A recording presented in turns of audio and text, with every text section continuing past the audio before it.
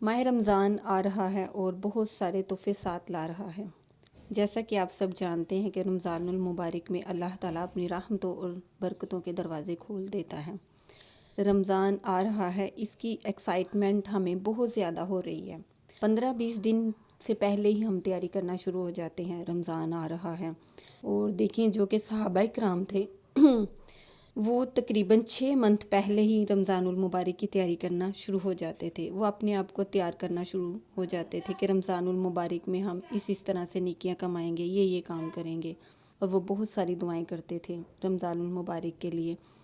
اللہم بلغنا رمضان، اللہم بلغنا رمضان، یا اللہ رمضان دے دے، یا اللہ ہمیں رمضان سے محروم نہ کرنا۔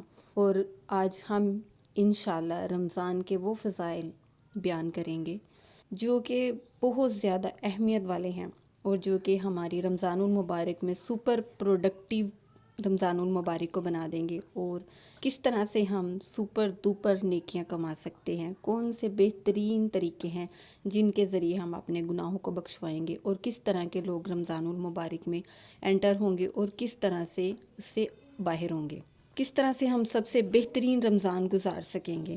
جیسا کہ آپ سب جانتے ہیں، کوئی بھی امتحان ہو، کسی بھی قسم کا، کسی بھی کلاس کا، یا کوئی فزیکل امتحان، کسی بھی چیز کا، ریس کا، دوڑ کا، یا کوئی بھی امتحان ہو، اس کے لیے ہم بہت پہلے تیاری کرنا شروع ہو جاتے ہیں کہ ہم اس مقابلے کو، اس کمپٹیشن کو جیت جائیں، یعنی کہ ہم ونر بن جائیں۔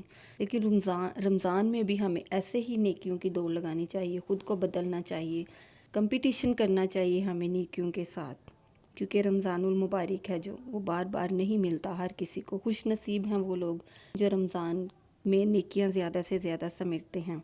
وی should prepare for it before Ramzan. ہم کو اپنے آپ کو رمضان سے پہلے تیار کرنا چاہیے، لیکن ہم کیا کرتے ہیں؟ جب رمضان آتا ہے ہم پہلے 10 دن تو بہت زیادہ ایکسائٹمنٹ دکھاتے ہیں، نمازیں پڑھتے ہیں، تراویحیں پڑھتے ہیں، بہت زیادہ پرجوش ہوتے ہیں، لیکن جب درمیان والے 10 دن ہوتے ہیں ہم پھر سلو ہو جاتے ہیں، جوش ختم ہو جاتا ہے، کم ہو جاتا ہے۔ لیکن جب پھر 10 دن اگلے والے ہوتے ہیں جو ان میں پھر ہم دوبارہ سے جوش و خروش کے ساتھ اس کی تیاری کرتے ہیں، اس میں داخل ہوتے ہیں، یعنی کہ تیسرے عشرے میں، اور پھر ہم کچھ جوش دکھاتے ہیں، کچھ نیکیاں کرتے ہیں کہ رمضان کے دن کم رہ گئے ہیں، ہمیں تیاری کر لینی چاہیے۔ یہ کوئی ہمارا عام ٹیسٹ نہیں ہوتا، بلکہ یہ اسپریچول ٹیسٹ ہے جس کی ہمیں بہت زیادہ ضرورت ہے۔ جیسا کہ ہم آج کل جو بھاگ دوڑ لگا رہے ہیں، دولت اکٹھی کر رہے ہیں، اپنا اسٹیٹس بنا رہے ہیں، شہرت حاصل کر رہے ہیں، اس میں ہمیں چاہیے کہ سب کچھ چھوڑ کر، ہر چیز کو چھوڑ کر، کچھ دیر کے لیے بلکہ ہمیشہ کے لیے ہمیں رمضان کی تیاری کرنی چاہیے۔ رمضان میں زیادہ سے زیادہ نیکیاں کمانی چاہیے۔ رمضان میں 3 قسم کے لوگ، دنیا بھر کے مسلمانوں میں 3 قسم کے لوگ انٹر ہوں گے اس رمضان میں۔ جیسا کہ کچھ لوگ رمضان میں انٹر ہوں گے، سمجھیں ان کا لیول اتنا زیادہ ہائی ہوگا، ان کا ایمان اور ان کا تعلق اللہ کے ساتھ بہت زیادہ گہرا ہوگا، ان کا لیول اللہ کی نظر میں بہت زیادہ اعلیٰ ہوگا، اور ان کا مقام بھی اللہ کی نظر میں بہت زیادہ ہوگا۔ But end of the being worse, لیکن رمضان کے آخر میں ان کا لیول بالکل ہی کم ہو جائے گا، ختم ہو جائے گا۔ کیوں؟ وہ رمضان میں ایسے داخل ہوں، لیکن جب نکلیں بالکل ہی ورس کنڈیشن کے ساتھ نکلیں گے، کیونکہ رمضان سے پہلے گناہوں کی زندگی میں تھے، رمضان سے پہلے مشکل سے نمازیں پڑھتے تھے، اور جب رمضان آیا تو یہ سوتے رہے، گناہوں پر اصرار کرتے رہے، غلط کاموں پر تلے رہے، غلط کام کرتے رہے۔ انہوں نے رمضان کا فائدہ نہیں اٹھایا، انہوں نے رمضان کی اپرچونٹی کا بالکل بھی فائدہ نہیں اٹھا۔ انہوں نے روزے تو رکھے، لیکن سارا دن گالی گلوچ کرتے رہے، غیبت کرتے رہے، بے ایمانیاں کرتے رہے، حرام کی کمائی کماتے رہے، حلال اور حرام میں فرق نہ دیکھا، سستی دکھاتے رہے، سوتے رہے، یا روزہ رکھ لیا، سو گئے، کچھ بھی نہ کیا۔ دوسری طرح کے وہ لوگ ہیں جو رمضان میں انٹر تو ہوں گے، اور ان کا لیول جب ہوگا تو وہ جب باہر نکلیں گے رمضان سے تو وہ لوگ ایسے ہوں گے جنہوں نے کچھ نمازیں پڑھی ہوں گی، اجر کچھ کمایا ہوگا، کچھ گناہ بھی کیے ہوں گے، کچھ نیکیاں بھی کی ہوں گی، جو کہ 50-50 مسلمان تھے، انہوں نے اپنے گناہ نہ بخشوائے ہوں گے۔ لیکن کچھ لوگ ایسے ہیں جن جیسا ہم نے بننا ہے انشاءاللہ۔ وہ کیسے ہیں؟ رمضان میں انٹر تو ہوں گے ہم لوگ انشاءاللہ، لیکن جب نکلیں گے تو اللہ ان کے لیے جہنم سے نجات کے فیصلے کر چکا ہوگا۔ جنت الفردوس یعنی کہ اعلیٰ جنت کے فیصلے کر چکا ہوگا، ان کے لیے جنت کے دروازے کھول دیے جائیں گے، اللہ کی نظر میں وہ متقی اور پرہیزگار اور اولیاء بن جائیں گے، شاید جو کچھ زیادہ محنت کریں وہ اللہ کی فیملی بن جائیں۔ اللہ کی فیملی سے مراد کیا ہے؟ اللہ کی فیملی سے مراد وہ ہے جو قرآن سے بہت زیادہ جڑ جائیں، جو قرآن سے اتنا ڈیپ کنیکشن کر لیں کہ اگلے 11 مہینے قرآن کو نہ چھوڑیں اور اسے پڑھتے رہیں۔ یہ حدیث کے الفاظ ہیں۔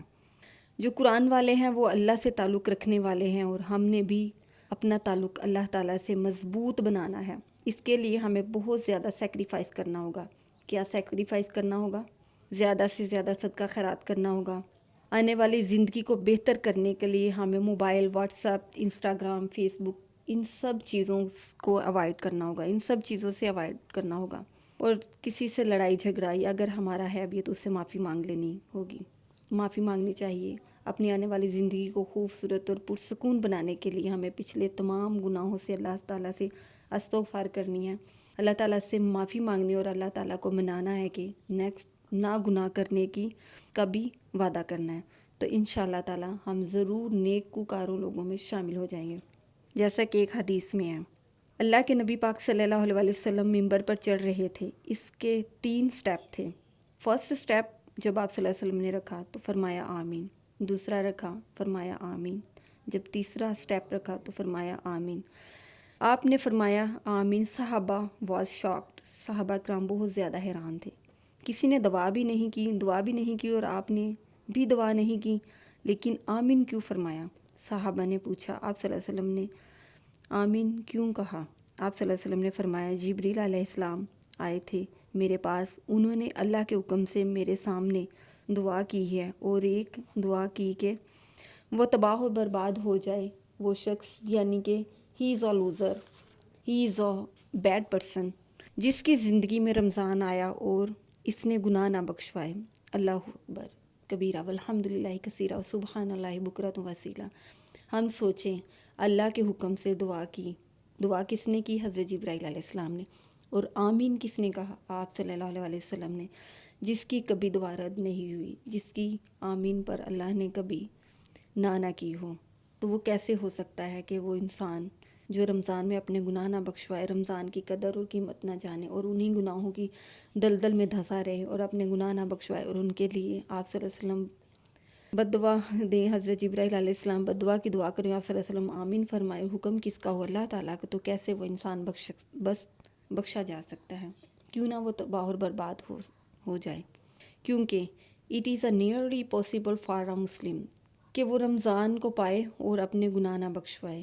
یہ تو پاسبل ہی نہیں ہے کہ ایک مسلمان رمضان کو پائے اور اپنے گناہ نہ بخشوائے۔ یہ تو ایک انتہائی گھٹیا قسم کا مسلمان ہوگا جو کہ رمضان سے فائدہ نہ اٹھائے، جب اللہ کی رحمت ٹھاٹھے مار رہی ہوگی، جب جنت کے دروازے کھول دیے جائیں گے، جہنم کے بند ہو جائیں گے، اور اللہ تعالیٰ روزانہ لوگوں کو معافی کا اعلان کر رہے ہیں، اور یہ انسان جو کہ گناہوں کی دلدل میں دھنسے ہوں اور یہ سو رہے ہوں اور لاپرواہی کا مظاہرہ کر رہے ہوں، تو یہ کیوں نہ برباد ہوں؟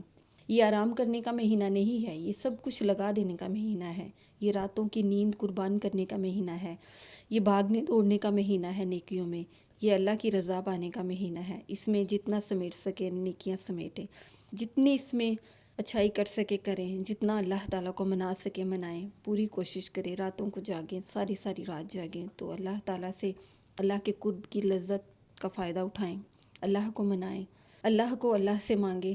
It is a different from other 11 months، یہ دوسرے 11 مہینوں سے بالکل ہی مختلف ہے۔ آپ صلی اللہ علیہ وسلم جب رمضان کا مہینہ آتا تو آپ صلی اللہ علیہ وسلم اپنے کمپینینز کو، اپنے صحابہ اکرام کو، اپنے دوستوں کو بشارتیں، خوشخبریاں دیتے، مبارک ہو رمضان کا مہینہ آ چکا ہے، جیسا کہ کسی نے بہت بڑی اچیومنٹ حاصل کی ہو، جیسا کہ کسی کو بہت بڑا کوئی لیول یا بہت بڑی اچیومنٹ ملی ہو، آپ صلی اللہ علیہ وسلم اتنی خوشی سے اس کو مبارک دیتے، دوسروں کو سب کو مبارکباد دیتے پھرتے اور خوشیاں مناتے۔ سب سے بہترین مبارک دے رہے ہیں کہ مبارک ہو، اللہ تعالیٰ نے ہمیں ایک اور اپرچونٹی دی ہے جو کہ رمضان کا مہینہ ہے۔ رمضان کا مہینے میں ہمیں بہت زیادہ نیکیاں کرنی چاہیے، صدقہ خیرات کرنا چاہیے، اپنے سے نیچوں کو کی مدد کرنی چاہیے، غریبوں کی طرف دھیان دینا چاہیے، اور زیادہ سے زیادہ نیکیاں کرنا چاہیے، زیادہ سے زیادہ اللہ کی عبادت کرنی چاہیے۔ خاص طور پہ تہجد کی نماز کو اپنے اوپر ایسے فرض کر لیں کہ جیسے اللہ تعالیٰ نے تہجد کی نماز دوسری فرض نمازوں کی طرح فرض کی ہو۔ تہجد کی نماز آپ پڑھ کے دیکھیں، اس میں آپ کو پرسنلی بتاتی ہوں، بہت مزہ آتا ہے، بہت انجوائے کرتا ہے تہجد کی نماز کو انسان، کیونکہ اللہ تعالیٰ اس ٹائم 7ویں آسمان پر تشریف لا رہے ہوتے ہیں اور فرماتے ہیں کوئی مجھ سے بخشش مانگنے والا کہ میں اسے بخش دوں، ہے کوئی مجھ سے کچھ مانگنے والا کہ میں اسے عطا کر دوں۔ اللہ تعالیٰ ہم سب کو تہجد کی نماز اور رمضان المبارک کے میں زیادہ سے زیادہ نیکیاں اور اس کے روزے رکھنے کی توفیق عطا فرمائے۔ بالخصوص اللہ کی رضا کے لیے ہمیں تمام عبادات کرنے کی توفیق عطا فرمائے۔ جزاکم اللہ خیر، آمین۔